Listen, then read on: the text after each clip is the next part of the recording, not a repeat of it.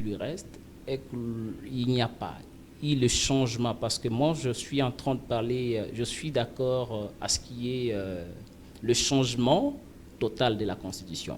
Si seulement qu'il n'y a pas un changement de la Constitution traître que nous avons aujourd'hui, le président de la République, lorsque notre passera aux affaires comme président de la République, on ne sait pas moi ou vous, peut-être ça peut se réaliser, je vous dirais que sa place, c'est en exil.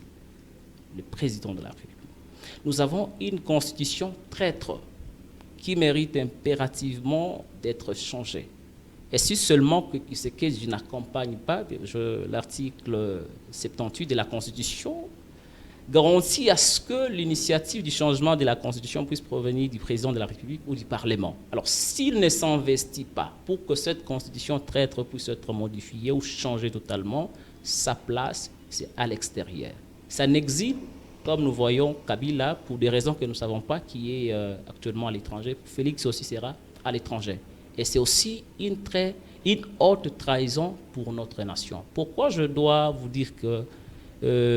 Répétez-vous un peu, vous avez dit s'il n'arrivait pas à changer cette constitution que vous qualifiez une constitution des traîtres. Je pèse mes mots oui. Et je reviens. Oui. Le président actuel de la République démocratique du Congo, et j'agis en tant qu'un jeune nationaliste, et si seulement qu'il ne parvient pas à s'impliquer pour que cette constitution traître puisse être changée totalement, sa place, c'est à l'extérieur.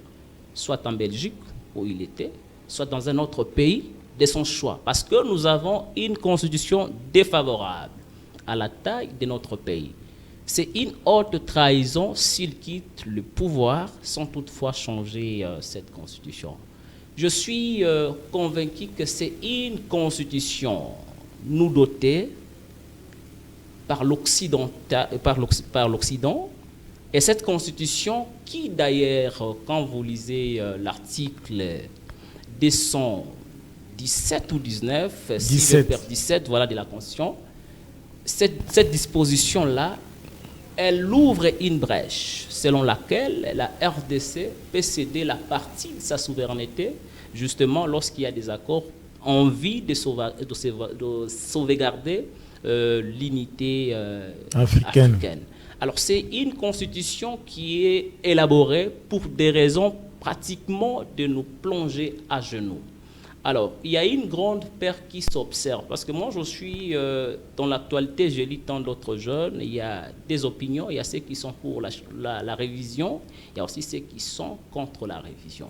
Quand j'ai consulté quelques jeunes qui sont contre la révision, il s'observe que ces jeunes n'ont même pas eu le temps de lire l'entièreté de la Constitution et comprendre la nécessité qui oblige le changement de la Constitution. Ils se penchent, n'est-ce pas, aux critiques de leurs leaders. La majorité, ce sont les jeunes qui sont dans des partis où les leaders sont de l'opposition. Alors ces jeunes-là n'incarnent pas de valeurs patriotiques. La Constitution de la République démocratique du Congo que nous voyons, elle souffre d'abord de l'inclusion de valeurs africaine. Cette constitution également, elle ne donne pas la possibilité d'une souveraine à la taille de notre pays.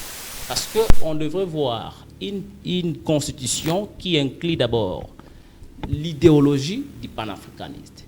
Parce que si nous souffrons en Afrique en général et en République démocratique du Congo, c'est parce qu'il y a un esprit ensemble.